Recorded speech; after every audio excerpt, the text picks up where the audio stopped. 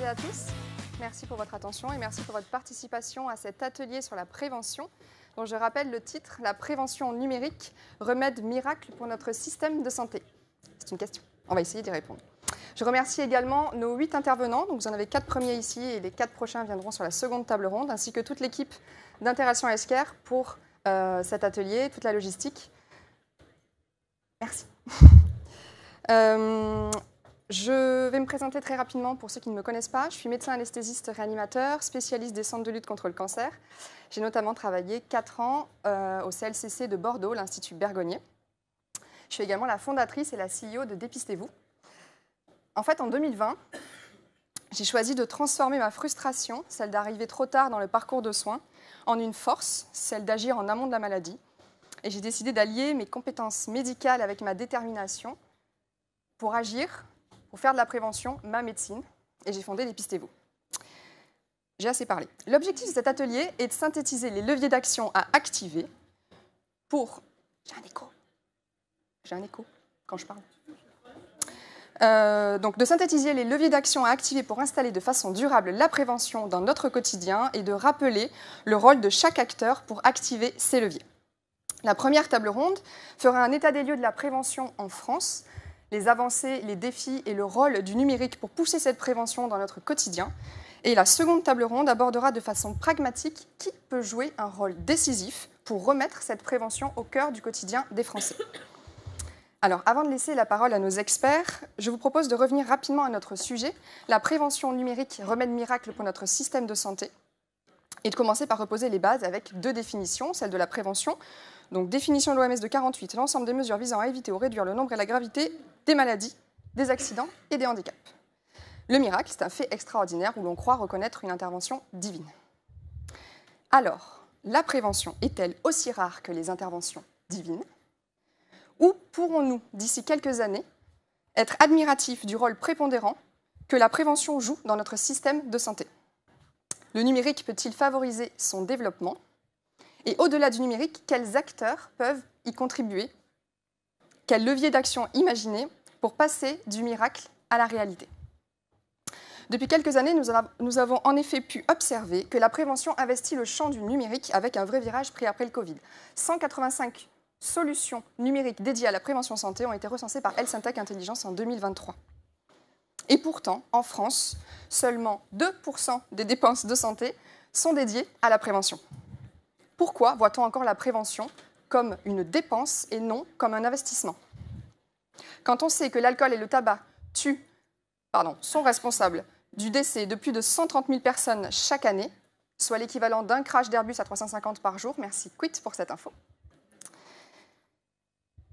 Et je me suis perdue. Il est temps de décrypter comment transformer l'essai en prévention et la place qu'occupe le numérique pour faciliter le care plutôt que le cure et éviter ainsi ces crashs d'Airbus quotidiens. Je souhaite donc valoriser la prévention numérique et je compte sur vous, chers intervenants, pour une parole brève, impactante, sans langue de bois et avec des éléments concrets, et sur vous, chers participants, pour interagir. Je rappelle que vous pourrez poser toutes vos questions sur la plateforme. Nous réservons un temps d'échange à la fin de l'atelier et donc à la fin des 2 tables rondes. Pour finir, l'idée de cette première table ronde est donc de faire un état des lieux de la prévention en France à travers le regard des institutions et un focus sur les moyens de financement. Pour animer ce débat, j'ai la chance d'accueillir David Senati, co-responsable du numérique en santé, au sein de la délégation numérique en santé, Antoine Tenière, directeur général de Paris Santé Campus et président des acteurs de la French Care, Florence Leny, responsable RSE et projet stratégique chez Mutualia Grand Ouest, déléguée générale de la Fondation Mutualia, et Josette Guignot, conseil expert assurance santé, directrice Observatoire Santé et Innovation, Institut Sapiens. Merci à tous les 4 et nous allons commencer par vous, Josette, avec cette première question. La prévention aurait-elle un rôle dans l'économie de la santé ? Ah oui, certainement. Pourquoi elle a un rôle ? Parce que la prévention, en fait, elle est là pour éviter la survenance de risques, pour que les risques ne s'aggravent pas, pour que parce qu'il y a une pathologie déjà déterminée, il n'y ait pas la survenance d'un autre risque, d'une autre pathologie. Et donc, qui dit éviter des risques, dit éviter évidemment un coût humain, ça c'est la première chose, mais éviter aussi un coût économique. Alors, vous allez me dire, mais la prévention, c'est avant tout une dépense. Eh bien, c'est bien là qu'est le sujet. En fait, il faut considérer la prévention comme un investissement. Et qui dit investissement, dit qu'il doit y avoir un retour sur cet investissement.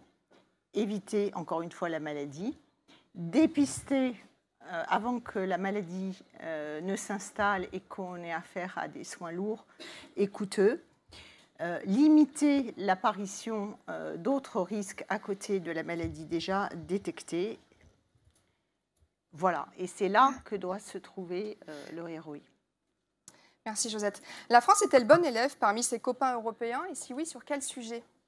Alors, vous venez de dire que la France ne dépense que 2% en prévention, et ce qui fait qu'elle est en dessous de la moyenne de l'Europe, qui est à 3%. Alors ça, c'est une vision, on va dire, institutionnelle des choses, puisqu'en fait, pour faire des comparaisons internationales, quand on s'intéresse à la dépense courantes de santé au sens international, en fait, ne sont comparées dans les préventions que ce qui relève des actions institutionnelles. Vous connaissez tous, puisqu'on vient de le subir, les grandes campagnes de tests et de vaccination.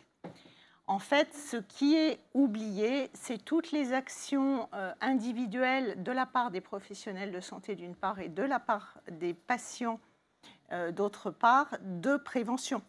Quand vous êtes malade et que vous allez voir votre médecin pour une consultation de suivi, vous êtes dans la prévention tertiaire. Or, tous ces actes, puisqu'en France on paye à l'acte, tous ces actes, en fait, aujourd'hui, sont comptabilisés dans ce qu'on appelle la consommation de soins de biens médicaux, donc sont comptabilisés dans le curatif et pas dans le préventif. Donc, oui, au sens de la prévention institutionnelle, on est en dessous de la barre. Peut-être que non, mais on ne sait pas distinguer ces dépenses de prévention secondaire et tertiaire individuelle. On n'est peut-être pas si loin que ça. Avec votre regard expérimenté, avez-vous pu observer un investissement en prévention qui ait été autant bénéfique pour le patient que pour l'économie de la santé?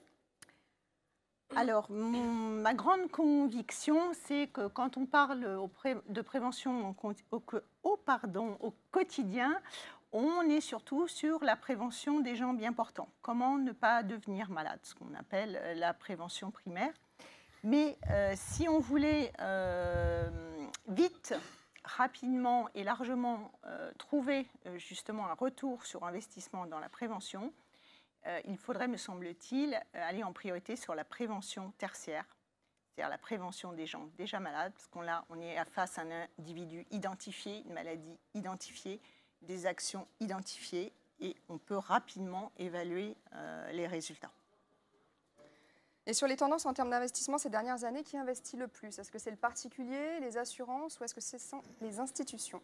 Alors, nous avons fait une étude à l'Institut Sapiens en commun avec le cabinet Asterès pour justement essayer de retrouver dans les dépenses dites curatives, cette fameuse CSBM, la partie préventive. Et donc, on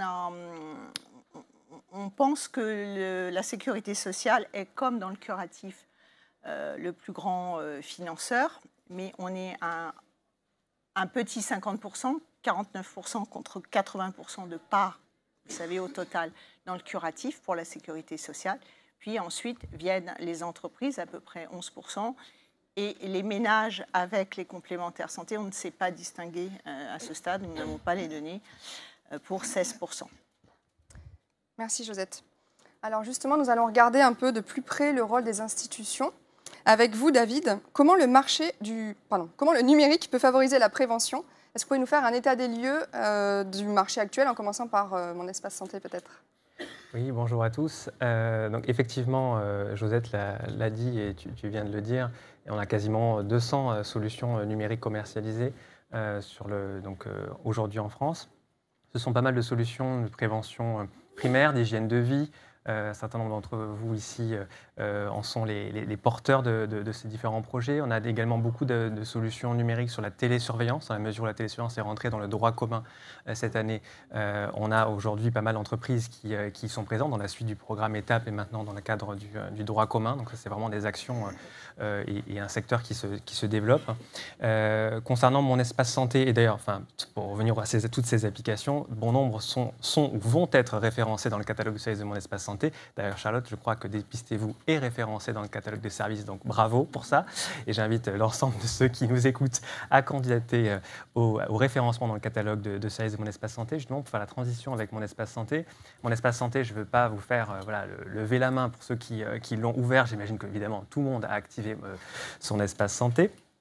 Mon espace santé, toutes les semaines, c'est l'équivalent de la ville de Nice qui utilise mon espace santé. Donc c'est vraiment quelque chose de concret.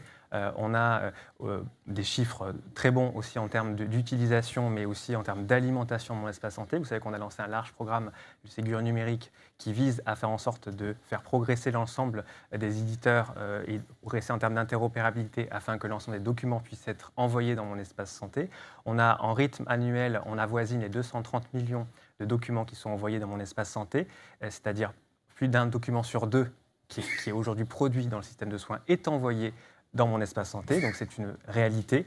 Peut-être certains d'entre vous n'ont pas encore reçu la notification qui dit qu'un document est arrivé parce que vous avez la chance de ne pas être malade, mais du coup c'est quelque chose qui est aujourd'hui rentré dans le quotidien. On a besoin de ces données dans mon espace santé pour justement aller à l'étape supérieure et faire de mon espace santé un véritable outil de prévention. On a un enjeu déjà aujourd'hui, avant même d'aller sur les choses rocket science, déjà aujourd'hui, on se fait le relais dans mon espace santé de campagnes de prévention primaire sur l'obésité, sur la vaccination primaire et en gros la prévention au sens large. Mais on souhaite aller plus loin grâce à l'analyse de ces données et pouvoir développer des services personnalisés pour pouvoir faire des recommandations aux patients, par exemple, leur dire qu'ils ne sont pas allés chez le dentiste et qu'il faut y aller, ce genre de recommandations. On a également sur santé.fr, que vous connaissez aussi, qui est le site du ministère grand public, que vous connaissez parce que probablement que vous y êtes allé pour repérer sur la cartographie de la vaccination Covid le lieu où vous vous vaccinez pendant la crise sanitaire, en plein cœur de la crise sanitaire. Santé.fr, bien sûr, est un site d'information grand public de qualité. Vous pouvez également continuer à y aller et vous retrouvez la cartographie, par exemple, qui outille mon bilan prévention et pour retrouver les professionnels effecteurs qui vont pouvoir réaliser votre bilan de prévention. Mais vous pouvez aussi retrouver la cartographie des services aval, c'est-à-dire bon nombre d'actions de prévention sont territoriales, sont référencées sur santé.fr. On a lancé aujourd'hui une POC sur la région Hauts-de-France qui a vocation à s'élargir à l'ensemble du territoire. Merci David. Est-ce que vous avez des actions concrètes à proposer pour soutenir l'émergence d'innovations dans le champ de la prévention numérique ? Oui, tout à fait. Alors c'est déjà en production, on va dire, parce qu'on a lancé la stratégie d'accélération santé numérique dans le cadre de France 2030 il y a maintenant 2 ans. On a engagé plus de 320 millions d'euros qui ont financé plus de 140 projets innovants, dont un certain nombre d'entre vous ici que je salue. 40 de ces projets sont des projets qui sont des projets dans le champ de la prévention. On a engagé 80 millions d'euros sur les projets sur la prévention numérique. Donc c'est vraiment quelque chose qui est concret avec des boîtes comme Synapse, Mes Vaccins, Résilience. Donc vous connaissez ces entreprises qui sont en différents champs. La prévention, je ne peux pas toutes les citer, puisqu'il y en a 40, mais on est vraiment déjà actif sur ce périmètre. Et on profiter ici pour vous dire à tous ceux qui n'ont pas forcément connaissance de se rendre sur Genius, notre portail de destination des porteurs de projets, où vous pouvez retrouver toutes les informations, tous les appels à projets en cours ou à venir pour financer vos innovations. On a notamment un appel à projet dont je souhaitais qu'on parle davantage, c'est l'appel à projet qui finance l'évaluation clinique des dispositifs médicaux numériques afin d'apporter la preuve médico-économique qu'apportent vos outils. C'est nécessaire parce qu'en matière de prévention ou du reste, si vous n'arrivez pas à expliciter la preuve du bénéfice que votre outil apporte au système de santé ou aux patients, vous n'arriverez pas à trouver une prise en charge, que ce soit une prise en charge par les assureurs ou prise en charge bien sûr par la puissance publique. Donc ça c'est vraiment majeur. Donc on aide avec 90 millions d'euros sur cet appel à projet. On a aussi un appel à projet qui finance des tiers-lieux d'expérimentation pour expérimenter, co-concevoir vos outils au plus près de l'organisation des soins sur le territoire, et j'en passe et d'autres. Et vous dire qu'on a 2 initiatives qui sont en cours de lancement, 2 grands défis, c'est-à-dire 2 programmes dédiés. Un grand défi sur le numérique dans le champ de la santé mentale. Donc là, il y a un gros champ autour de la prévention, donc je vous invite à participer à la consultation qui aura lieu prochainement sur la santé mentale. Et on a d'ores et déjà lancé la consultation sur le grand défi sur le numérique pour le bien vieillir, avec là un champ démentiel sur la prévention sur ce champ. Donc n'hésitez pas, la consultation sur Bien Vieillir est aujourd'hui en ligne sur participer.isanté.gouv.fr. On attend vos contributions parce que c'est ensuite ce plan d'action qu'on appliquera. On a une vingtaine de millions d'euros à allouer sur chacun de ces 2 grands défis. Et on a aujourd'hui des réflexions en cours sur une action beaucoup plus large sur l'innovation dans le champ de la prévention avec l'Agence d'innovation en santé dans le cadre de France 2030 qu'on est en train de cadrer. Voilà. Merci, c'est très complet. Merci David. On va rester dans le soutien à l'émergence des solutions de prévention numérique avec vous, Antoine. Alors, Paris Santé Campus France et BPI France... Paris Santé Campus et BPI France ont créé en décembre 2022 un programme de prévention numérique qui propose d'accompagner les startups développant des solutions au bénéfice de la prévention en santé avec la mise en place d'un fonds d'investissement dédié de 100 millions d'euros.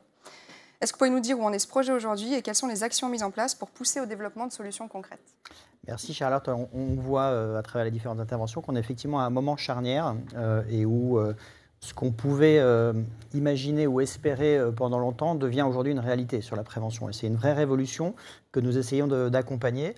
Quand je parle de moment charnière, c'est qu'il y a un alignement d'enjeux et de virages technologiques, la mise à disposition de nouveaux outils, notamment avec le numérique, qui permettent d'avoir accès plus facilement à des initiatives de prévention.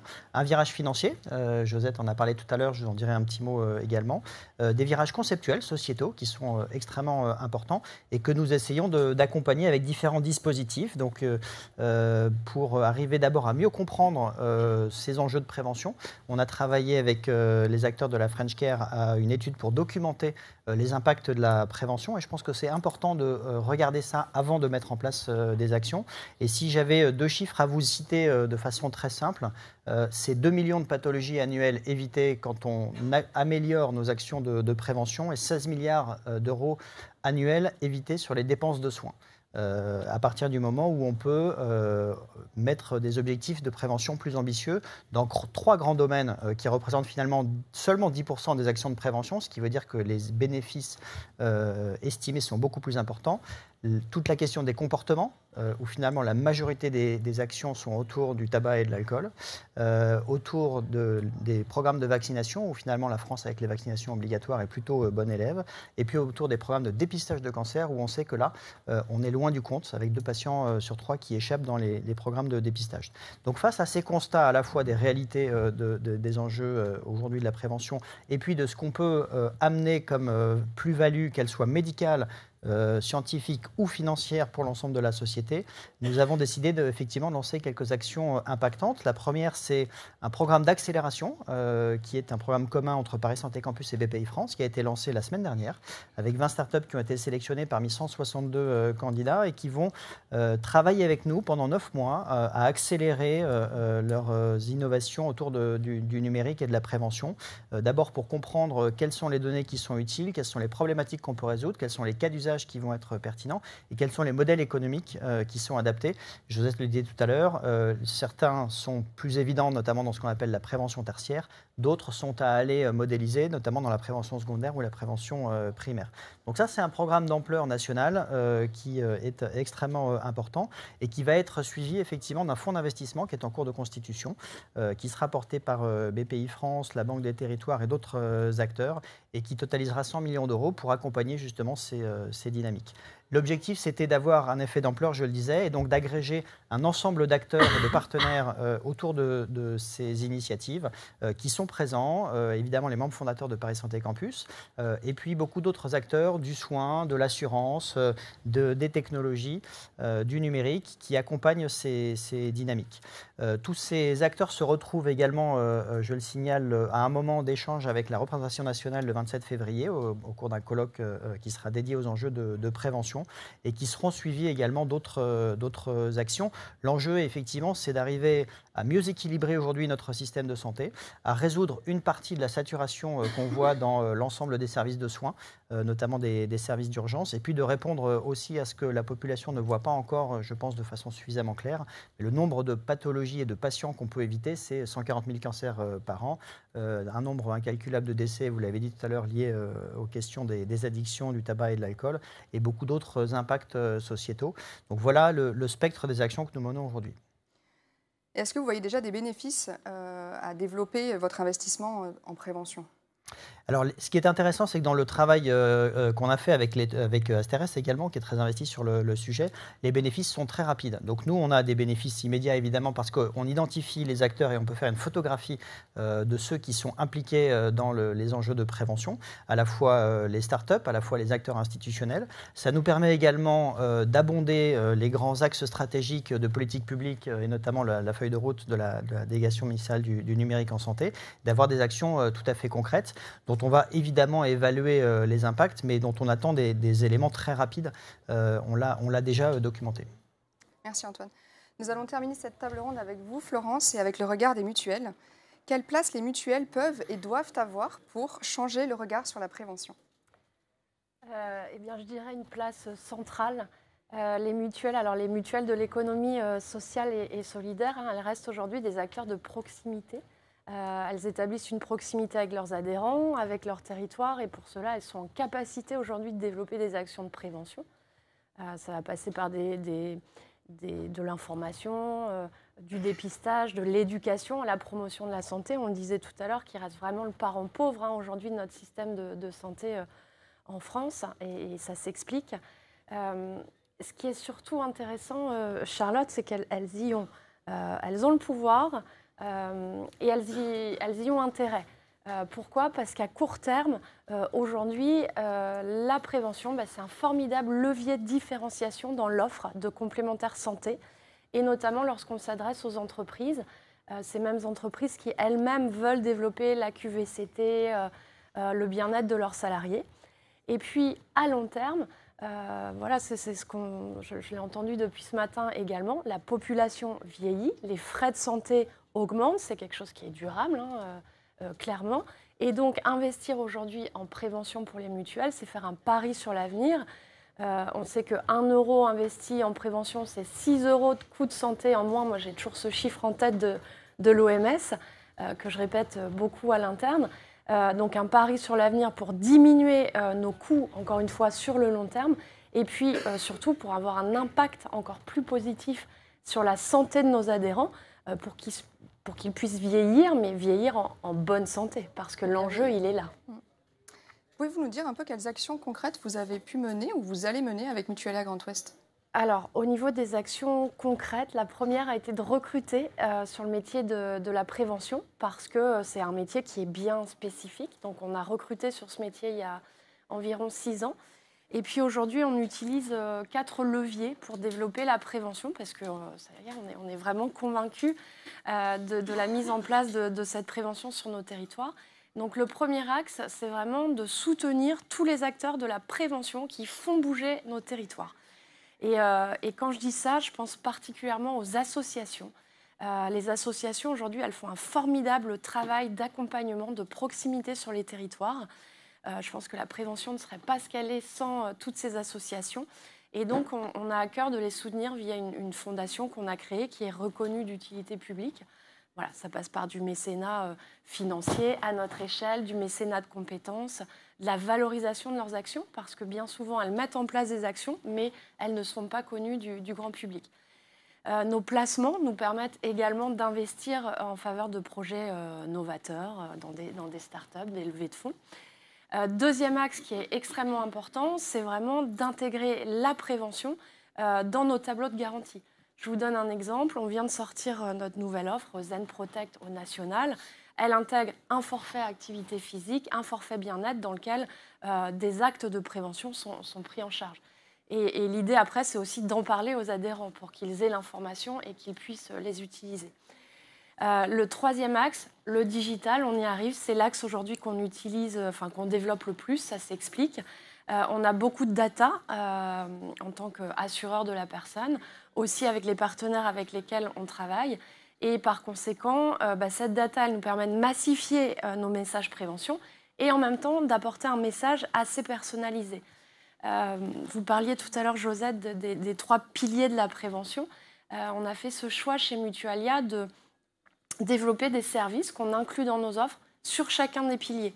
Alors très rapidement, sur la prévention primaire, on a observé que ce qui fonctionne très bien, c'est le challenge, le gaming, tout ce qui va être jeu. et qui fonctionne pour faire changer des comportements, notamment dans tout ce qui va être addiction, dans tout ce qui va être reprise d'une activité sportive, bonne alimentation. Sur le pilier de la prévention secondaire, qui est un objectif crucial pour nous sur les 2 prochaines années, ça va être d'inciter nos adhérents à développer, à vraiment aller se faire dépister. Et pour ça, on a mis en place un partenariat avec Dépistez-vous au mois de septembre dernier, qui permet à toutes nos adhérentes, bientôt nos adhérents également, de se rendre sur une plateforme et puis d'avoir un dépistage précoce des cancers. On est allé un peu plus loin, on a plugué cette solution avec notre solution de téléconsultation, ce qui fait qu'aujourd'hui, l'adhérente, elle peut à tout moment avoir un professionnel de la santé en visio au téléphone pour véritablement répondre à ces questions ou lever les freins du dépistage, parce que souvent, il y a énormément de freins. Et sur la prévention tertiaire, je rejoins Josette, ce que vous disiez en introduction, qui est importante. Là, nos adhérents sont malades. Notre objectif est vraiment de les accompagner dans le quotidien, dans les maux MAUX qui peuvent avoir au quotidien et liés à leur maladie. Et donc là, on vient de mettre en place un test. Alors j'ai très peu de recul sur celui-ci parce qu'il date d'il y a 3 semaines au national, où on propose à nos adhérents une plateforme et selon leur maladie, ils sont mis en relation avec des pairs, des personnes qui vont avoir la même maladie qu'eux, parce qu'on sait comme le lien social est très important. Et puis avec un annuaire de professionnels de la santé qui vont vraiment être experts de leur maladie et qui va pouvoir vraiment mieux les orienter dans leur parcours de santé. Voilà quelques exemples. Je finirai juste par dire que le digital ne peut fonctionner sans une présence sur le territoire. Donc, il faut aussi investir le territoire. L'un ne fonctionne pas sans l'autre. Nous, on parle beaucoup de figital parce que la fracture numérique est encore présente sur nos territoires et sur toutes les tranches d'âge. Merci Florence. Est-ce que vous avez une recommandation, un levier à activer pour impacter positivement le sujet de la prévention ? Alors, oui, rapidement. Oui, aujourd'hui, une fois qu'on a accepté d'investir en prévention, le plus dur, ça ne va pas être de mettre en place ces actions de prévention. Ce qu'on pense souvent. Le plus dur, ça va être de séduire, d'inciter nos adhérents ou les habitants d'un territoire à venir participer à ces ateliers, ces conférences, à se connecter aux solutions digitales. Et donc, ma recommandation, elle est d'investir presque autant en sciences comportementales, en marketing, qu'en prévention, au risque sinon de rester un petit peu dans l'entre-soi, d'aller toujours cibler les personnes qui sont déjà sensibilisées, qui se sont déjà fait dépister. Et donc, je crois que ce marketing qui a créé chez nous tout un tas de nouveaux besoins depuis 30 ans, aujourd'hui, il faut qu'on l'utilise pour créer ce besoin de prendre soin de soi et de se renseigner sur la prévention. Merci Florence. Je vous remercie Josette, David et Antoine pour votre présence et pour avoir, je pense, brillamment tenu le timing. Je n'ai pas regardé. Je vous propose de laisser place à la seconde table ronde et je vous inviterai tous les 4 à remonter sur le plateau à la fin de la dernière table ronde. Merci. Alors la prévention est l'affaire de tous pour qu'elle puisse s'installer de manière durable dans nos réflexes de santé. Nous avons vu le regard des institutions, des organismes de complémentaire santé. Nous allons voir celui du terrain, avec donc des entreprises, des établissements de santé et des startups œuvrant dans la prévention numérique. Nous allons aborder ici de façon pragmatique qui peut jouer un rôle décisif parmi ces acteurs pour remettre la prévention au cœur du quotidien des Français. Je rappelle que vous pourrez poser toutes vos questions, notamment pour les participants à distance, sur la plateforme et qu'un temps d'échange est prévu donc à la fin de cette table ronde. Je vous propose donc de continuer avec les intervenants de notre seconde table ronde en commençant par 2 femmes de santé. Marie-Maurice Morand, directrice associée de l'innovation et du digital chez Amgen France. Bonjour Marie. Virginie Gervais-Coisel, présidente de Philips France. Bonjour Virginie. Geoffrey Kretz, CEO et cofondateur de Quit et Sobero. Et enfin Jamel Wanda, directeur de la transformation du groupe Ramsay Santé. Bonjour à tous les deux. Je vais commencer par vous, Jamel, avec cette première question. Le numérique est souvent agité comme la solution pour améliorer la prise en charge patient. Quel rôle ont les établissements de santé pour améliorer la prévention ? Merci Charlotte. Effectivement, le numérique est venu soutenir et accélérer, entre autres, la durée de séjour dans l'hôpital. Et si je prends l'exemple de la chirurgie, une des transformations majeures que l'on a connu, c'est effectivement la mise en place de l'ambulatoire ou de la récupération rapide qui, je le rappelle, est la prise en charge de référence. C'est la prise en charge qui a démontré les meilleurs résultats médicaux. Et dans le cadre de cette transformation, l'hospitalier a raisonné parcours, pas uniquement au sein des murs de l'hôpital ou des murs de la clinique, mais vraiment a raisonné sur un parcours longitudinal du patient, un parcours coordonné en amont et en aval, et en interaction avec les acteurs du parcours de soins. Et donc, dans ce cadre-là, bien évidemment, on a vu, et on a partagé quelques chiffres précédemment, un nombre important de solutions digitales pour assurer un suivi post-séjour, sur de la télésurveillance, sur de la téléconsultation avec un de nos partenaires présents dans la salle, Medavise. Et de la même manière, sur la partie amont, on a vu aussi beaucoup de solutions mises à disposition des patients, potentiellement prescrits par certains médecins, pour encourager des comportements sains, souvent associés à des objets connectés, et on a eu l'occasion d'en tester plusieurs, pour de l'information à l'attention des patients, pour encourager, je dirais, à la participation à des campagnes de dépistage. Et Charlotte, vous êtes bien placée parce qu'on a testé la solution Dépistez-vous dans un de nos établissements en Aquitaine. On bénéficie aussi de solutions d'IA pour favoriser le triage, pour orienter le patient dans ce parcours et l'adresser directement aux beaux professionnels de soins. Et comme j'ai pu l'entendre à plusieurs reprises ce matin aussi, des solutions d'IA pour aider les médecins au diagnostic, en particulier dans le domaine de l'imagerie. Je pourrais citer l'exemple d'un de nos hôpitaux à Stockholm, l'hôpital Saint-Göran, qui a publié très récemment des résultats très encourageants sur l'usage de l'IA pour la détection du cancer du sein dans le cadre d'une mammographie.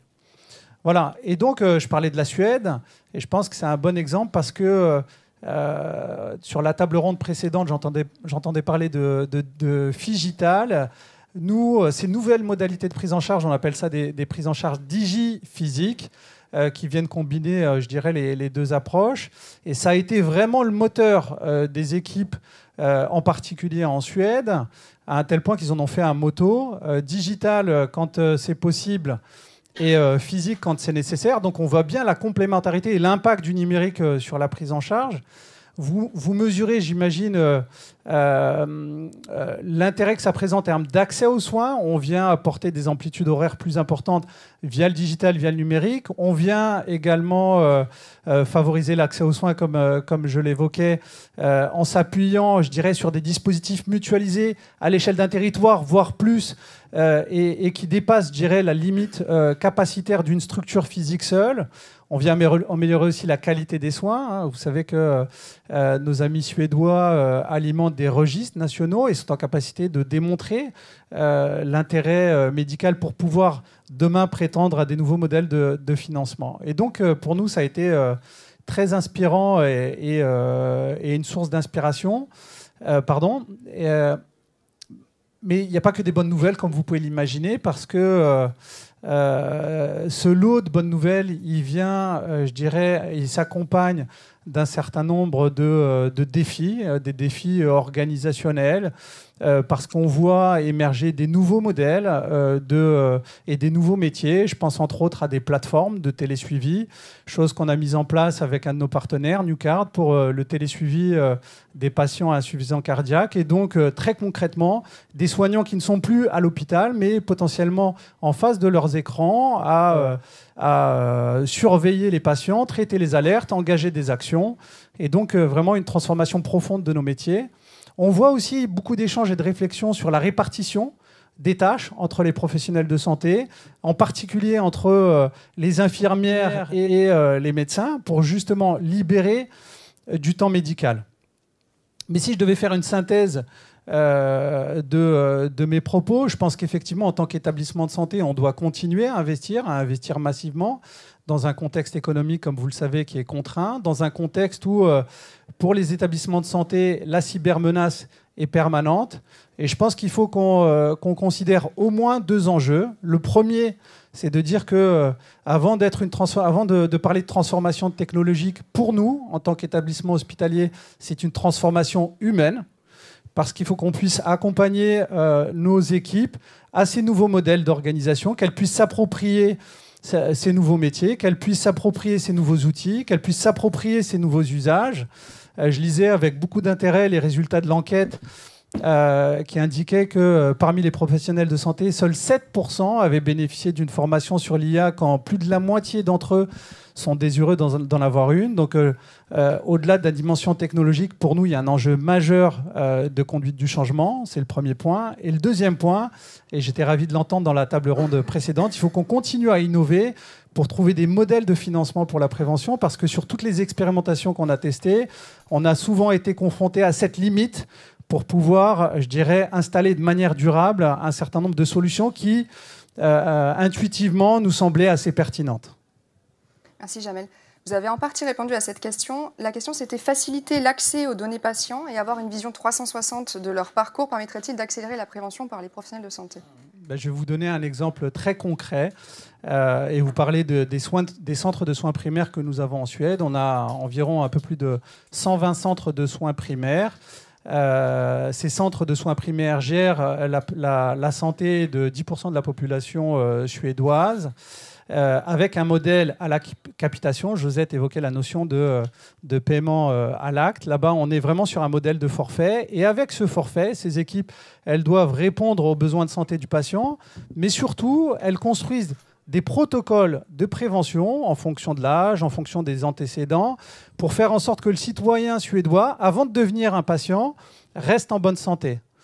Et ce modèle incitatif, on le perçoit tous, il s'appuie aussi sur un DMP, tel que nous on l'imaginait, avec de la donnée médicale, comme l'ENS, qui est accessible par les professionnels de santé, bien évidemment, et qui permet justement d'enrichir ces protocoles de prévention. Je l'entendais encore ce matin, et c'est des choses que, bien évidemment, on est en train de tester, s'appuyer sur des solutions, sur de l'IA, pour exploiter l'ensemble de ces données qui ne sont pas toujours structurées, pour les structurer et venir enrichir ces protocoles. Et puis, on peut imaginer aussi que demain, en s'appuyant sur des objets connectés, des données en vie réelle, on viendra enrichir ces protocoles pour s'inscrire dans une dynamique de médecine personnalisée, préventive et prédictive. Donc, juste pour terminer sur ce point-là, nous, au-delà de cette observation, on s'est inspiré de ce modèle-là. Et donc, on a déposé un article 51. On a ouvert 5 centres en France avec le même type d'approche, le même type de financement dans le cadre de cette expérimentation. À date, ces centres sont ouverts. On a ciblé dans un premier temps les déserts médicaux pour répondre à des enjeux que vous connaissez. Et puis, on est en train d'évaluer, je dirais, cette expérimentation. Merci Jamel. Juste un mot sur la Fondation Ramsay Santé et le lancement du Prevent to Care Lab, le premier incubateur dédié à la prévention. D'accord. Donc la Ramsay Santé a effectivement la Fondation Ramsay Santé a décidé d'agir dans le domaine de la prévention en 2017. Une des premières actions et un des premiers objectifs a été d'informer les Françaises et les Français sur les bons comportements en santé à adopter. Dans la foulée, en 2018, on a ouvert un premier incubateur dédié à la prévention, le Prevent to Care. Ce Prevent to Care, il a incubé depuis un peu plus d'une centaine de startups, principalement, mais aussi des associations actives dans le domaine de la prévention. Et avec un peu de recul, avec 7 ans de recul désormais, on considère qu'on a touché et sensibilisé environ 5 millions de personnes. On se réjouit bien évidemment de cet impact et en même temps, on mesure pleinement le chantier collectif qui reste devant nous. Merci Jamel. Nous allons poursuivre avec le regard d'un industriel en santé spécialisé en biotech avec vous, Marie. Quel est le rôle des industriels en santé comme Amgen aujourd'hui dans la prévention ? Alors, merci beaucoup Charlotte. Donc peut-être en introduction, Amgen, c'est une biotech américaine qui développe des médicaments pour les patients atteints de maladies graves qui en général ont peu ou pas de solutions thérapeutiques, notamment dans l'oncologie, l'inflammation, la néphrologie, mais aussi les maladies rares. Après, au-delà du médicament, Amgen est également engagé pour soutenir et participer activement à des initiatives visant à éviter ou réduire le nombre et la gravité des maladies, pour reprendre la définition que tu donnais de l'OMS. Et on est particulièrement actif sur 3 grands types d'engagements sur lesquels j'aimerais un peu revenir. Le premier, c'est les campagnes de prévention grand public. On est également engagé en soutenant et en accompagnant des projets innovants liés à la prévention. et également à travers des partenariats multi-acteurs. Donc sur le premier point, les campagnes de prévention grand public, ça nous permet de sensibiliser le grand public sur certaines maladies, pathologies. Et en général, on utilise les plateformes digitales qui nous permettent de personnaliser et de mieux cibler également le public visé. C'est le cas par exemple avec Mars Bleu, donc, qui est le mois dédié au dépistage du cancer colorectal, mais également Novembre Perle. Par exemple, l'an dernier, nous avions mené une grande campagne pour inciter à arrêter de fumer, car Novembre Perle, c'est le mois de sensibilisation au cancer du poumon. Sur le deuxième point, donc le soutien aux startups, aux chercheurs académiques, pourquoi nous les soutenons ? Nous les soutenons pour qu'ils puissent aller jusqu'au bout de leur projet, donc développer des solutions innovantes. Depuis 2020, nous le faisons à travers le fonds de dotation Amgen France pour la science et l'humain. Chaque année, c'est 600 000 € qui sont octroyés à certains porteurs de projets pour notamment mieux prévenir et soigner certaines pathologies comme les cancers. Donc ça, c'est plutôt côté recherche académique. Et côté start-up, l'an dernier, nous avons choisi de rejoindre Biolabs en tant qu'incubateur. Et exemple très concret, nous avons récompensé 2 startups. La première qui permet de mieux diagnostiquer les cancers. Donc, ils ont développé des tests de diagnostic. Ils utilisent en plus l'intelligence artificielle. Et la deuxième start-up développe un outil d'IA capable d'assister les radiologues dans la détection des maladies. Pour finir, sur l'aspect partenariat multi-acteurs, on est également mobilisé dans la réflexion et comment contribuer à l'émergence de solutions pragmatiques, porteurs de sens et de valeur pour les patients et les professionnels de santé. Et ça s'incarne dans un think tank éphémère, les Innovation Days. Donc Amgen est membre fondateur auprès de 6 autres acteurs que sont Unicancer, France Biotech, Les Patients s'engagent, la Fondation Université Paris-Cité, Biolabs et Roland Berger. Et pourquoi je cite cet exemple ? Je suis très fière d'annoncer que cette année, nous avons décidé de porter notre travail sur la prévention et plus particulièrement comment améliorer l'efficience des politiques de prévention. Et d'ici à 2032, c'est un petit clin d'œil pour ceux qui connaissent à la saison 2. Donc pour résumer, on est clairement engagé dans la prévention. Cet engagement, il se fait de différentes manières. Mais surtout, le point commun entre ces différents engagements, c'est 2 choses. Être pragmatique. Et la deuxième, c'est que ça serve vraiment le public visé, que ce soit le citoyen, le patient, les professionnels de santé. Merci Marie. Quels sont selon vous les points forts, mais aussi les défis pour faire de cette prévention numérique une réussite ? Alors, je pense que ce matin, ou même tout à l'heure, avec la première table ronde, plusieurs points ont déjà été évoqués. Très clairement, le numérique et les nouvelles technologies ont un rôle clé à jouer dans le développement de l'offre de prévention. Donc, je ne serai pas exhaustive, mais les nouvelles technologies, ça permet de personnaliser l'approche, de dépasser les frontières géographiques, sont de véritables outils de sensibilisation, d'éducation, notamment aux maladies, mais aussi elles permettent de mesurer l'impact de manière immédiate grâce à de la collecte de données, voire de détecter de manière plus précoce certaines maladies ou rechutes, et clairement pour faire un écho à la prévention tertiaire. Un exemple concret sur lequel Amgen a particulièrement contribué, c'est la télésurveillance, qui implique l'utilisation d'un dispositif médical numérique, un suivi régulier d'un professionnel de santé. Donc, en 2018, nous avons participé à une étude observationnelle rétrospective sur l'importance de la télésurveillance à domicile de l'insuffisance cardiaque par le SCAD, qui est le suivi clinique à domicile. Donc, c'était une étude en Normandie au CHU de Caen menée par le professeur Rémi Sabatier.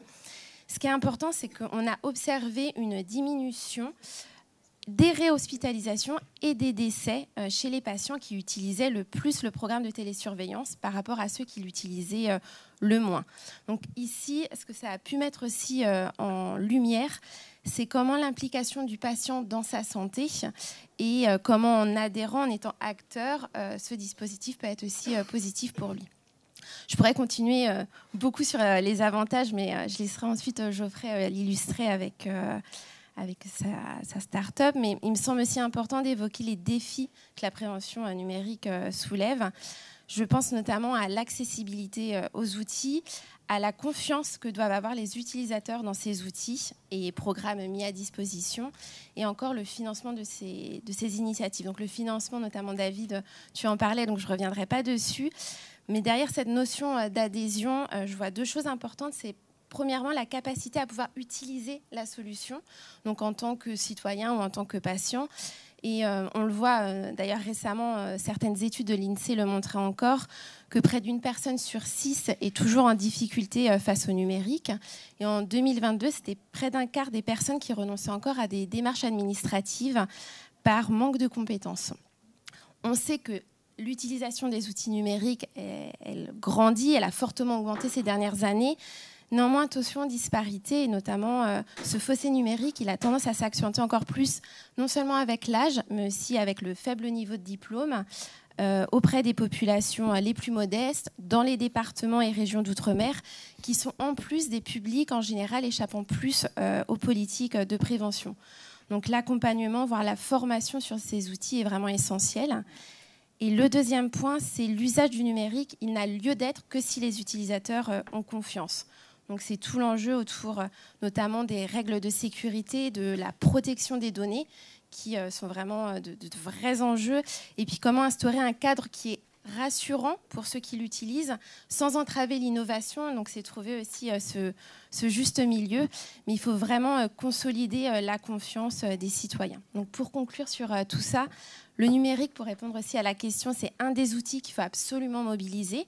Il fait partie des solutions pour améliorer la prévention. Mais pour réussir, il me semble essentiel de garantir l'adhésion des populations auprès desquelles on s'adresse. Et c'est notamment un des volets que nous souhaitons adresser dans nos recommandations avec les Innovation Days. Merci Marie. Alors je vais me tourner vers vous, Geoffrey, pour parler de deux véritables fléaux de santé publique que sont l'alcool et le tabac. C'est des sujets majeurs de prévention. Est-ce que vous avez quelques chiffres sur le sujet, Geoffrey Sylvain ? Oui, j'ai quelques chiffres. Donc, effectivement, je ne cacherai à personne que c'est les deux principales causes de mort évitable dans le monde, hein, et en France. Donc, les fumeurs, il y a encore 13 millions de fumeurs en France, un chiffre qui ne blesse plus trop. Il y a aussi une émergence un peu alarmante du nombre de vapoteurs. Alors, autant pour les gens qui arrêtent de fumer, c'est un bel outil. Autant pour des adolescents qui arrivent dans la nicotine de cette façon, c'est pas terrible. Donc on est aujourd'hui à plus de 3 millions de vapoteurs. Donc si on cumule les deux, on est à plus de 16 millions de personnes qui sont dans la nicotine, avec les puffs par exemple. Et l'alcool, c'est à peu près un Français sur 4 qui a une consommation, on va dire, qui dépasse les recommandations de la Haute Autorité de Santé. Donc problématique. En plus de ça, le coût social du tabac et de l'alcool sont assez conséquents, hein. C'est plus de 150 milliards pour le tabac annuel et plus de 100 milliards pour l'alcool. Et enfin, l'histoire des morts. Hein. Tu m'as piqué mon analogie. Hein. C'est un crash d'A350 tous les jours. Donc en fait, ce serait bien que les médias essayent tous les soirs de dire un avion s'est crashé aujourd'hui avec 350 Français, 400 Français. Et en fait, c'est l'avion du tabac et de l'alcool. Voilà. Donc justement, c'est l'arrêt du tabac et de l'alcool, c'est la promesse de Quit et de Sobero. Est-ce que vous pouvez nous parler de ces deux solutions ? Alors bien sûr, donc c'est des thérapies numériques qui sont basées sur des applications mobiles qui exploitent des sciences cognitives et comportementales, de la gamification, du contenu thérapeutique et un soutien entre pairs. Et aujourd'hui, donc Quit, qui est orienté sevrage tabagique, a aidé plus de 4 millions de personnes à travers le monde, à peu près un quart de ces gens-là en France. Et juste sur janvier, on a plus de 100 000 nouvelles personnes qui ont rejoint Quit. Et Sobero, donc c'est une application qui va aider à contrôler, réduire, voire arrêter sa consommation d'alcool. Donc il n'est pas encore trop tard pour démarrer le Dry January. Même si on est fin janvier, vous pouvez encore essayer et partir pour un mois sans alcool. Et entre autres, et on est aussi, du coup, pour Quit a été la première application reconnue, qui a passé le framework de l'OMS. Donc on a la première application au monde qui est reconnue et recommandée par l'OMS, ce qui est plutôt un beau succès. Le modèle est principalement B2C. Donc en fait, on arrive à faire payer les gens pour leur prévention. Hein. Donc nous, on est cool. Hein. On coûte zéro et on ramène de l'argent. Donc c'est sûr que c'est un modèle de prévention qui est louable, mais cela dit, on est aussi un peu aidé par quelques labos, par quelques mutuelles, et on fait des programmes de détection précoce de BPCO avec Santé Responsable en France et AstraZeneca, et on fait aussi de l'aide pour les pros de santé, pour du conseil pour donner les meilleures prescriptions de TSN. TSN de traitement de substitution nicotinique. Merci Geoffrey. Quels sont selon vous les impacts concrets de la prévention numérique à ce jour? L'impact concret, c'est que on a l'avantage de pouvoir mesurer l'impact. En fait, c'est très facile à mesurer, entre guillemets, même si on peut pas non plus, on va pas faire souffler chaque utilisateur dans un détecteur de CO2, enfin de CO, pour vérifier qu'il a bien arrêté de fumer, mais on suppose que les gens ne mentent pas. Et donc, on peut mesurer quasiment en live la prévalence d'une maladie. On peut mesurer combien de gens, combien d'unités d'alcool les gens boivent en moyenne, etc., etc. Donc, on a cette capacité à mesurer, en fait. Mais est-ce que les gens ne sous-déclarent pas leur consommation d'alcool et de tabac? S'ils la sous-déclarent, c'est que c'est grave, parce que on a quelques consommations très, très, très élevées dans Soberon. Merci, Geoffrey. Nous allons terminer cette table ronde avec vous, Virginie, femme engagée à la tête d'une entreprise à mission. Comment une entreprise à mission comme Philips déploie sur le terrain des actions reflétant ses valeurs? Alors, pour répondre à votre question, sur le terrain, en fait, il y a, comme je le disais ce matin, Philips, on est un industriel leader en santé numérique. Et la façon dont on a de développer les produits, c'est la co-construction, la co-innovation avec des partenaires publics et privés, et aussi avec des startups, en fonction des sujets. Et en fait, ce que je vais faire, c'est que je vais vous parler d'un exemple concret sur lequel, en fait, on travaille actuellement. Je vais prendre quelques données en fait, que j'ai avec moi. L'AVC, par exemple, aujourd'hui, c'est un enjeu de santé publique majeur. C'est 6 millions de victimes chaque année. C'est la deuxième cause de mortalité au monde, avec un coût énorme sur l'impact des systèmes de santé au niveau mondial. Et il faut savoir que 20 à 30% des AVC sont cardio-emboliques. Et parmi tous les types d'AVC, ce sont les plus graves et ce sont les plus coûteux. Et donc, en fait, on a réfléchi à cette problématique-là. Et avec nos équipes de cardiologues, qui est une entreprise dont on a fait l'acquisition maintenant il y a quasiment 2 ans, en fait, on a monté un consortium européen avec l'hôpital de Maastricht et le CHU de Bordeaux, où, en fait, on essaye de créer des nouvelles solutions innovantes qui permettent de devenir un acteur en prévention. Ça veut dire, aujourd'hui, l'ECG, c'est l'examen classique, standard, numéro 1. C'est vous avez un problème de santé, assez rapidement, vous allez chez le médecin, vous dites, je ne sais pas, j'ai des palpitations, vous allez vous retrouver chez le médecin et vous dire, on va faire un petit ECG. C'est l'examen classique de base. Et en fait, derrière cet ECG, il y a une courbe. Et cette courbe, ce signal, il peut être analysé.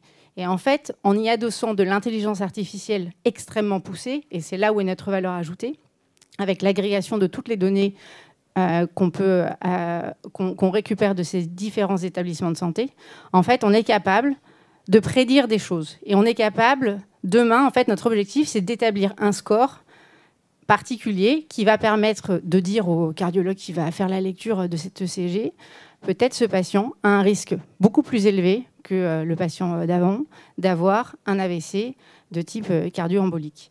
Et en fait, ce score va permettre du coup aux praticiens d'établir un plan de traitement qui sera peut-être différent pour éviter cet AVC. Et donc, en fait, c'est juste vous dire que finalement, l'industriel a toujours répété la même logique, qui est je fais de la co-construction, je prends des partenaires, je développe de la nouvelle technologie, mais aujourd'hui, la vision dans laquelle on développe ces nouvelles technologies, c'est toujours réfléchir à quelles sont les causes qui font qu'on tombe malade. Et en fait, trouver des modèles d'intelligence artificielle qui nous permettent de faire de la prédiction avant même de tomber malade. Merci Virginie. Quelles actions allez-vous mener ou avez-vous déjà mené pour favoriser la prévention en interne? Alors, je considère, en tant que dirigeante de Philips en France, que mon rôle, c'est de créer un environnement de travail de bienveillance et un environnement de travail où les collaborateurs ont envie de se lever le matin. Ça peut paraître un peu tarte à la crème, ce que je vais dire, ce que je dis là actuellement. Mais aujourd'hui, on est face à un souci générationnel fort où les nouvelles générations n'ont pas du tout la même attente avec leur travail au quotidien, avec une quête de sens très forte. Et c'est pour ça qu'en tant que dirigeante, je réfléchis très souvent à qu'est-ce que je peux faire pour donner envie aux gens de rester, de comprendre ce qu'ils font chez Philips. Et parce que cette motivation que je crée, finalement, à la fin, elle a une vertu. C'est que cette vertu, finalement, c'est d'arriver à déployer des nouvelles technologies, des solutions au sein du territoire, en France, pour à la fin améliorer la vie des patients. Et en fait, je suis intimement persuadée que des collaborateurs heureux et des collaborateurs bien, je ne veux pas dire bien traités, des collaborateurs qui se sentent dans un environnement épanoui. Merci.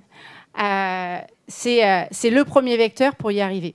Et donc, la prévention fait partie pour moi d'une des actions extrêmement forte à mettre en place, parce que la prévention, c'est aussi s'aligner à un moment donné avec les plans de prévention du gouvernement. Aujourd'hui, je vais prendre un exemple. Quand on pense prévention, on peut penser, j'en ai parlé ce matin, mais cancer du sein. Aujourd'hui, en fait, les chiffres sont affligeants. Il y a une femme sur deux qui ne va pas faire sa mammo, alors que c'est rabâché depuis maintenant, je ne sais pas, je pourrais pas le quantifier. Et donc, du coup, moi, en tant que dirigeante, je veux participer à cet effort collectif et faire en sorte que mes collaborateurs soient sensibilisés à la prévention. Et donc, voilà. Donc, moi, j'ai fait comme tous les gens invités à cette table ronde. En fait, j'ai choisi une super solution qui s'appelle Dépistez-vous. Et en fait, à partir de février, l'ensemble des collaborateurs de Philips vont avoir accès à cette magnifique application qui, au-delà d'être quelque chose d'innovant, qui est dans l'air du temps, ça va aussi, moi, me permettre de récolter des données qui seront évidemment, qui vont rester privées, mais qui va me permettre de savoir... Anonymiser, merci. Qui va me permettre de voir la population que je gère, que j'organise, et potentiellement, ça va me donner des indicateurs sur des risques de telle ou telle maladie, et donc, à ce moment-là, de prendre des décisions sur peut-être qu'il faudrait accentuer la prévention sur tel sujet ou sur tel autre sujet, et continuer dans cette dynamique ultra positive. Voilà. Merci Virginie. Je vais avoir des problèmes avec Jérôme Leleu et l'équipe d'Interaction Healthcare, je pense, avec Dépistez-vous. Il est l'heure d'arriver à la conclusion de cet atelier qui était centré donc, sur les leviers d'action à activer pour remettre la prévention au cœur des enjeux de santé. Donc, je vais proposer aux intervenants de la première table ronde de se joindre à nous pour cette conclusion qui sera suivie du temps d'échange avec les participants.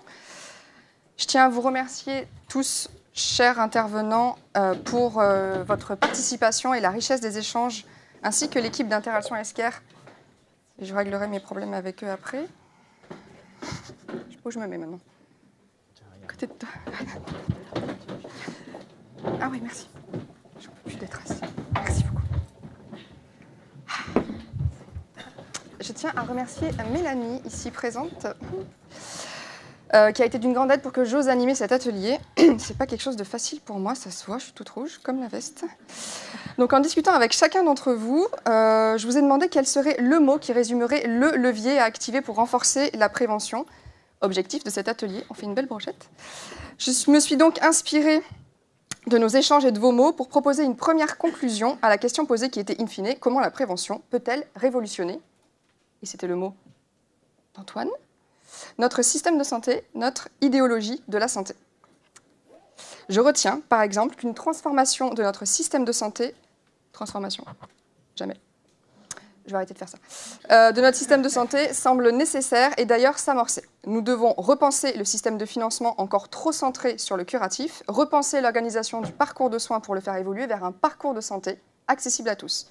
Ainsi garantir une véritable équité dans l'accès aux soins pour l'ensemble des citoyens. Et en cela, l'entreprise a aussi un rôle à jouer pour préserver le capital santé de ses employés. La co-construction de partenariats publics et privés est capitale avec comme objectif de créer des solutions innovantes en santé. Il est du travail de chaque acteur, public comme privé, de rendre cette prévention attractive aux yeux de tous. Ouais. Et cela passe par la personnalisation de l'information et des parcours, et en ça, le numérique peut y contribuer. Afin de permettre une véritable adhésion de tous les citoyens, il est nécessaire de rendre réflexe cette prévention dans notre quotidien et d'y intégrer pédagogie et éducation. Pour finir, je dirais qu'il est urgent de considérer la prévention comme un investissement et non comme une dépense. Voyons si dans les prochaines années, ce chiffre de 2% parvient à évoluer avec la mobilisation de tous les acteurs. Et je suis convaincue qu'ensemble, nous parviendrons à remettre la prévention au cœur du système de santé et de notre santé. Merci.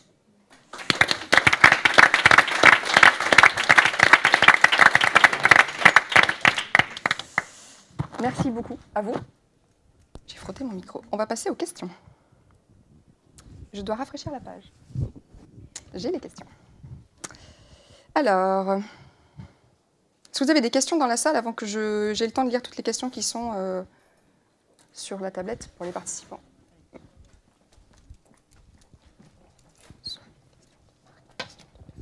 Bien, bonjour, donc, moi je m'appelle Yann, je suis directeur de l'Université de la santé, mais dans une vie précédente, donc j'étais enseignant en droit de la santé, donc j'ai enseigné de la santé publique, et il y avait un rapport qu'on enseignait à nos étudiants qui s'appelait le rapport Flageolet, je ne sais pas si ça vous parle, et qui affirmait que au final, plus on fait de la prévention, plus on crée des inégalités en termes de compréhension justement des enjeux de prévention.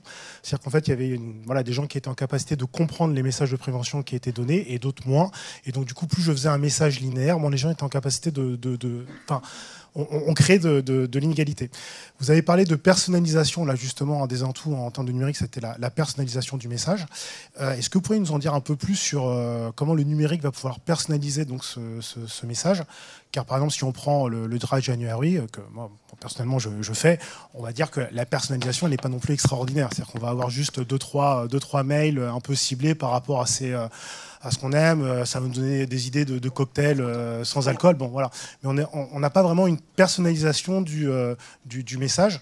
Et apparemment, c'est vraiment un des enjeux pour faire en sorte que la prévention fonctionne et qu'elle soit acceptée par le plus grand nombre. Et donc, comment on peut... est-ce qu'on a des exemples concrets véritablement de personnalisation qui marchent et qui fonctionnent? Voilà, merci. Nous, on en a un petit peu. En fait, on a à 2 niveaux de personnalisation. Donc, la première, c'est quels messages vont permettre de capter quelle cible. Donc, quand on communique sur les réseaux sociaux ou via le blog ou tous nos canaux, en fait, on aura des messages adaptés en fonction de si on cible plutôt des femmes, des hommes, en fonction des tranches d'âge, des CSP. Et dans l'application, dans nos applications, en fonction des données que vous rentrez, plus vous allez nourrir nos algorithmes, et plus les messages qui seront apportés seront personnalisés.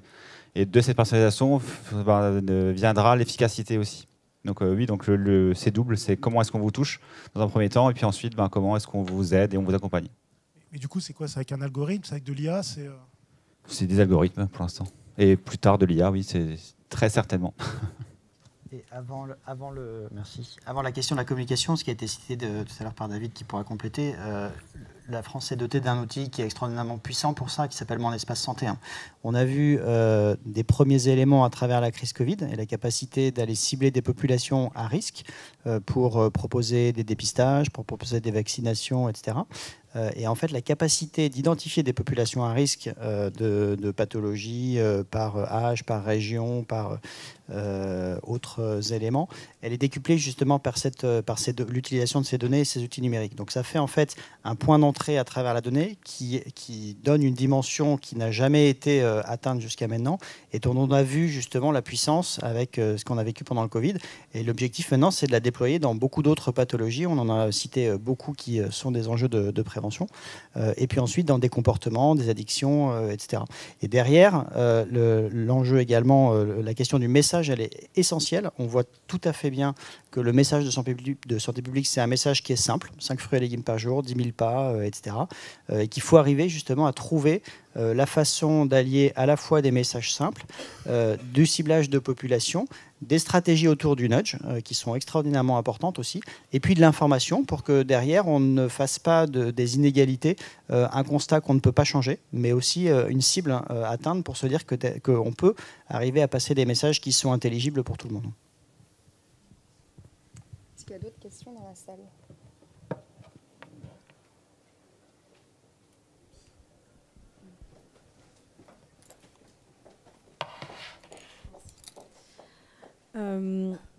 Si ça marche, oui. Ouais.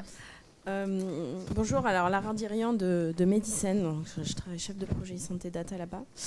Je me posais une question en fait. Donc on a parlé du tabac, de l'alcool qui sont finalement des pathologies que tout le monde connaît, qu'on cible très bien, on sait à peu près ce qu'il faut faire globalement pour sortir de ça. Il y a déjà des systèmes, etc. Mais vous n'avez pas du tout parlé de tous les enjeux environnementaux qu'il y a, enfin tous les problèmes hormonaux par exemple qui existent et qui finalement, même si on fait 1000 pas, peut-être, ça va aider, mais il y a d'autres aspects, on va dire, de santé publique, de pollution, etc. Comment est-ce que finalement on actionne la prévention aussi sur ces leviers-là? Peut-être qu'il y a des questions aussi de santé publique, aussi au niveau de l'État, etc. Donc ma question, c'est plutôt sur les 2 autres formes de pathologies qu'on sait qui influent aussi sur les cancers, etc. Comment est-ce qu'on actionne la prévention sur ça? J'en profite juste pour rajouter à votre question celle de François en ligne qui parle de l'erreur médicamenteuse et du mésusage des médicaments qui cause 10 000 à 30 000 morts chaque année en France et plus de 160 000 dans l'Union européenne. Cadeau. Merci. C'est 2 sujets différents. Oui, mais ça rejoint. Oui. C'est cool. Du coup, sur le côté santé-environnement, on a beaucoup entendu parler de One Health, pas mal, d'une seule santé. C'est un thème qui a été à la mode en 2023. Maintenant, il s'agit d'en faire quelque chose de concret. Côté ministère de la Santé, là, je vous disais qu'on est en train de réfléchir à de nouveaux programmes justement pour soutenir l'innovation dans le champ de la prévention et notamment tous ces sujets autour de l'exposome nous intéressent particulièrement. Aujourd'hui, c'est des sujets en cours de recherche. On est dans le champ de la recherche. Clairement, on n'a pas d'action immédiate, en tout cas côté ministère de la Santé, liée au numérique qui ciblerait ces sujets, tout simplement parce qu'on n'a pas de données. On est en manque crucial de données. Et déjà, avant même d'aller chercher des sujets, c'est pour ça qu'on parlait beaucoup des marronniers, de la prévention primaire, en fait, finalement, activité physique, alcool, tabac, parce qu'en fait, c'est des sujets qui ne sont aujourd'hui pas toujours très bien traités. C'est bien pour ça qu'on est là aujourd'hui. Et donc là, vous me rajoutez encore une couche, mais on ne l'a pas perdu de vue. Et effectivement, déjà, si on pouvait faire en sorte qu'il n'y ait pas d'Airbus qui se crache tous les jours pour le tabac, ça serait cool. Sur la prévention quaternaire, finalement, qui est ce sujet-là, parce que je crois que c'est exactement ça, c'est le mésusage des médicaments. Ça, il y a des startups qui existent et qui se développent pas mal. J'ai cité Synapse, Posos, on a d'autres boîtes, Ordoclick, etc., qui travaillent sur différents modèles économiques pour aider les praticiens sur l'utilisation et les patients aussi. On a financé notamment l'application Mon Bouclier médicaments de Synapse. Voilà, donc on travaille aussi avec Synapse sur santé.fr. Voilà, donc on est assez attentif sur les erreurs médicamenteuses. Ce n'est pas vous qui avez posé la question, mais je vous regarde pour les 2 questions. C'était gratuit aussi. Voilà. C'était en ligne. Merci. Je vais poser une question d'Olivier en ligne, qui est pour Jamel. Merci d'avoir précisé. Le retour d'expérience suédois que vous avez présenté est très intéressant. Quelle recette a été mise en place pour onboarder les 10% de la population suédoise dans les parcours de prévention des établissements Ramsay? Et quel est le taux national? Sur quelle thématique? Il y a plein de questions. Sur quelle thématique, avec quels arguments, outils et en combien de temps ces 10% ont-ils été mesurés? Je pourrais répéter s'il y a besoin. Il y a beaucoup de questions. Je vais choisir du coup. Non, mais le système tel que je l'ai présenté, il n'est pas nouveau. Comme je l'ai dit, c'est un système qui est établi depuis plus de 10 ans en Suède et qui vise justement à donner un rôle prépondérant à ces centres de soins primaires comme étant l'interlocuteur de premier recours. Si vous faites le parallèle avec le système français, aujourd'hui, nous, en tant que patients, je ne parle pas des situations d'urgence, mais le premier interlocuteur de santé, c'est le médecin généraliste. Là-bas, on s'inscrit dans un centre de santé. Et donc, on respecte en Suède, bien évidemment, le libre choix du patient. Il a, en un coup de clic, de manière digitale, sur son téléphone, la possibilité de se désinscrire et de se réinscrire dans un autre centre à n'importe quel moment. Okay. Et donc, ça oblige quelque part les équipes à délivrer le service, à délivrer la qualité pour que le patient décide de rester inscrit à un centre de soins primaires. Et en permanence, c'est ce qui nous permet aussi, au-delà des résultats médicaux, d'évaluer notre qualité de service, parce qu'on voit et on est en capacité de mesurer ce qu'on appelle le churn. C'est le nombre de patients qui se désinscrivent pour aller potentiellement dans un autre centre, soit la concurrence, soit un autre centre du groupe, sans le savoir, qui est dans la même ville. Mais globalement, c'est des données qu'on a en continu. Donc, ce chiffre de 10%, il a augmenté au fil du temps, je dirais, du développement de l'activité de centres de soins primaires en Suède. Je ne suis pas sûr d'avoir répondu à toutes les questions, mais... Il reposera des questions. D'accord, ok. Je suis à disposition sur LinkedIn si nécessaire, s'il y a besoin de creuser. Est-ce qu'il y a d'autres questions dans la salle ou je continue avec les questions en ligne? Je continue. Alors, question de Bertrand. N'est-il pas illusoire d'anticiper des impacts forts liés aux actions de prévention des assureurs, étant donné que l'impact se perçoit sur des dizaines d'années, bien au-delà de la durée de conservation du contrat par l'assureur? Les impacts de coûts de santé bénéficient surtout à la Sécu, qui couvre l'essentiel du risque, donc pas d'intérêt pour les assureurs, autre que de faire de la com. C'est un peu réducteur, monsieur. Je tiens à préciser qu'un patient qui a, je vais parler de ce que je connais, un cancer, coûte à la complémentaire santé, et je laisserai Josette prendre le relais, entre 2 et 3 000 euros par an par patient. C'est ce qu'on appelle le reste à charge. Ça couvre les dépassements d'honoraires, les forfaits hospitaliers, les perruques, les prothèses, etc. Et donc c'est soit à sa charge, soit à la charge de sa mutuelle. En plus de ça vient le coût prévoyance, qui est d'environ 20 à 30 000 euros sur la vie du cancer. Donc ça, c'est les IJ des instituts de prévoyance avec les rentes, invalidité, incapacité, etc. Donc il y a un réel coût pour l'assureur, qu'on regarde du côté de l'institut de la prévoyance ou de la complémentaire santé, et donc un réel bénéfice à investir. Et en général, les contrats prévoyance, c'est des contrats qui sont quand même dans la durée. Les contrats mutuels, effectivement, on peut changer en cours de route. Mais si tout le monde investit, en vrai, il y a un bénéfice pour l'ensemble de la société et donc pour l'ensemble aussi des assureurs. Donc il faut juste essayer de penser collectif. Je laisse Josette compléter. Oui, pour compléter, la question est extrêmement bien posée parce qu'elle fait référence à la prévention primaire. Moi, je vais être très claire, hein, il n'y a aucun ROI pour n'importe quel assureur de la Terre sur la prévention primaire.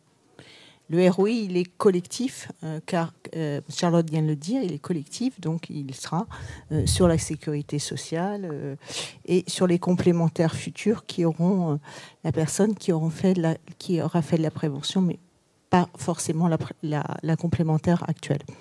C'est la raison pour laquelle, tout à l'heure, je vous ai parlé de prévention tertiaire. Typiquement, pour les complémentaires santé, la prévention où il y a un intérêt économique à court moyen terme à faire, c'est la prévention des gens déjà malades. Accompagner des gens déjà malades. Comme le citait Charlotte sur le cancer, elle a cité les chiffres, c'est très clair. Il y a un ROI et il est chiffrable. Et elles ont tout intérêt à se mettre en premier sur la prévention tertiaire. Aujourd'hui, c'est compliqué. Pourquoi ? Parce que on a tourné autour du pot là, dans toutes les questions. Il y a un truc dont on n'a pas parlé qui est essentiel, c'est l'accès aux données. C'est l'accès aux données. David en a parlé un peu. Voilà. Et là-dessus, les complémentaires santé, vous le savez, c'est le grand méchant loup, presque autant que l'industrie pharma, peut-être même un peu plus. Voilà. Eh bien, aujourd'hui, il est parfaitement légitime pour une complémentaire santé d'avoir accès aux données, que le consentement express de l'assuré, patient, citoyen, consommateur, sauf schizophrénie, c'est la même personne, pour l'aider dans sa démarche de prévention, et je l'affirme, pour l'aider quand elle est déjà malade. Oui, voilà, repérer les gens malades pour une complémentaire santé, c'est pas un gros mot. Si repérer les gens malades, de toute façon, on n'a pas le droit de les exclure, on n'a pas le droit de les augmenter plus que les autres. Ça, c'est des fantasmes, moi je le dis haut et fort. Et donc oui, il y a un intérêt à faire, de repérer les gens malades pour les aider en prévention, et notamment dans la prévention tertiaire, c'est-à-dire pour les accompagner à ce qu'ils soient mieux soignés. Et je vais me permettre de compléter également. Tout dépend de la manière dont vous voyez votre métier. Pour les mutuelles, par exemple, moi je vais avoir tendance à défendre notre modèle des mutuelles. Aujourd'hui, notre métier, c'est vraiment d'être présent pour la bonne santé de nos adhérents. Donc à partir du SAN, on a une raison d'être, créer du lien, contribuer à la bonne santé de nos adhérents. Si on s'arrête aujourd'hui à juste rembourser nos adhérents une fois qu'ils sont malades, on ne répond pas à notre mission première. Et donc on a vraiment cet intérêt d'aller vers la prévention et de faire évoluer notre métier en ce sens. Donc attention à ne pas tout mélanger non plus lorsqu'on parle d'assurance, de complémentaire santé, de mutuelle. Et encore une fois, je pense qu'il y a différents acteurs, il y a différentes façons de voir les choses dans notre pays.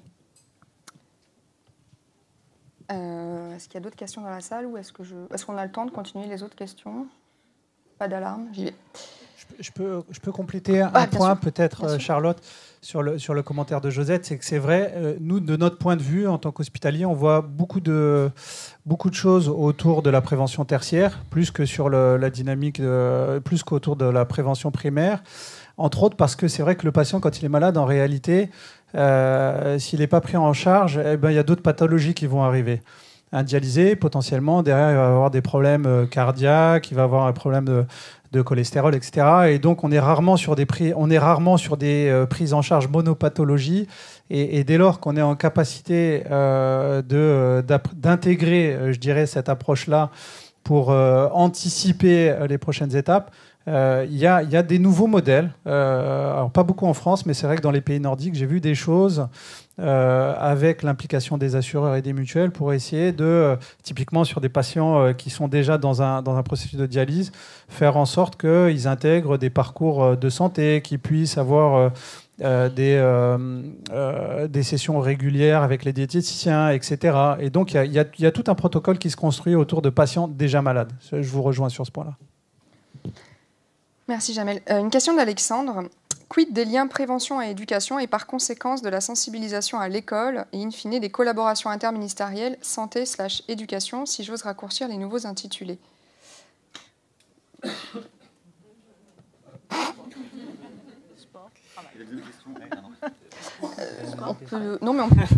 Je peux compléter ta réponse en fonction, j'ai une petite idée aussi. Une petite idée.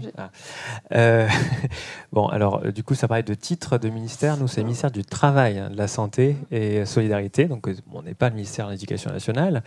Néanmoins, effectivement, il y a un sujet... je ne sais pas comment prendre cette question. On parle de la vaccination oui, non. Bref, oui, évidemment qu'il y a un sujet d'acculturation, la bonne hygiène de vie, etc. C'est évident. Je n'ai pas les idées au clair sur les actions que l'on mène en la matière. Je suis en charge du numérique en santé au ministère de la Santé. Voilà. Néanmoins, effectivement, il y a un sujet alors là, qui est beaucoup plus global. Je suis désolé, je parle de la question. C'est le sujet de la littératie en santé. Le sujet également de veiller à ce que tout le monde soit inclus et que le numérique n'éloigne pas, au contraire. Et c'est un petit peu ce que vous parlez de la prévention, mais effectivement veiller à l'inclusion. Donc, par exemple, dans mon espace santé, on a toute une communauté d'ambassadeurs. On mène des actions, on a mené plus de 1000 l'année dernière pour accompagner les citoyens vers mon espace santé, l'utilisation du numérique. Voilà, c'est des actions que l'on mène au quotidien. Après, c'est pas forcément de l'éducation au plus jeune moment. On travaille avec Pix, une start-up d'État, qui, elle, travaille sur les compétences numériques de l'ensemble de tous les citoyens, et notamment des collégiens ou des lycéens. Vous avez peut-être des enfants qui ont passé le PIX, qui est la certification des compétences numériques, et on a développé le PIX Santé pour également les compétences en santé et en santé numérique. Donc, du coup, on a développé dans le PIX que passent vos enfants le volet numérique. Alors, ce n'est pas forcément une super réponse à la question, mais c'est ce que je pouvais dire. Mais effectivement, l'idée, c'est de passer par l'éducation pour toucher les plus jeunes. Et le numérique, pour le coup, on sait que la fracture numérique chez les jeunes, il n'y en a pas trop. Donc, c'est des bons candidats au numérique. Et donc, il y a pas mal d'applications qui sont développées pour les jeunes dès le collège et ensuite au lycée. Et justement, la vocation, c'est d'essayer de récupérer aussi ces jeunes dans le secondaire et de pouvoir agir avec Alors, le problème, c'est que c'est le problème de l'éducation. C'est qu'il va manquer aussi des ressources en face pour arriver à... plus trop d'infirmières scolaires, etc., pour arriver à toucher ces publics-là. Mais oui, c'est la base, c'est d'apporter cette pédagogie, cette éducation dès le plus jeune âge. Une dernière question, me dit-on en régie, et après on doit clôturer. Dans la salle, priorité? Ouais. J'en ai une complémentaire, mais pour le grand âge, on a la démographie qui va exploser sur la démographie des patients, enfin des gens âgés. Comment on fait de la prévention sur le grand âge et pour permettre au système de santé d'absorber moins de patients âgés qui arrivent dans le système de santé à un coût également moins important. En fait, il faudrait pouvoir former des nouveaux métiers de médecins de prévention et qu'on puisse... Il y a des infirmières qui sont dédiées à la prévention et du coup, ça serait bien de pouvoir imaginer des boulots... Enfin, moi, je suis persuadée que on m'a jamais parlé de prévention pendant mes 13 années de médecine. Et pourtant, en fait, c'est les métiers de demain, c'est les métiers d'avenir, c'est d'arriver à anticiper la maladie et à donner aux gens toutes les clés dont ils ont besoin pour savoir ce qu'ils doivent faire, comment, quand, pourquoi, et surtout apporter de la pédagogie et de la personnalisation pour que ça leur parle et qu'ils comprennent l'intérêt et l'enjeu. Mais on n'a pas la culture d'aller chez le médecin en France, donc on attend d'être malade pour aller chez le médecin. Non, je sais pas ça. On n'a pas la culture d'aller chez le médecin quand on n'est pas malade, pardon. Donc on attend d'être malade pour y aller. Et donc effectivement, pour moi, il faut créer des nouveaux métiers comme les IPA, les infirmières pratiques avancées, ou les IDSP, les infirmières de santé publique, mais aussi du regard des médecins. Et après, c'est aussi le rôle, pour moi, des assos de patients qui sont capitales pour apporter ce témoignage de patient à patient pour engager les gens dans cette démarche-là. Parce que des fois, c'est plus facile de l'entendre d'un patient il n'y a pas le même lien que d'un soignant. C'était juste ma contribution.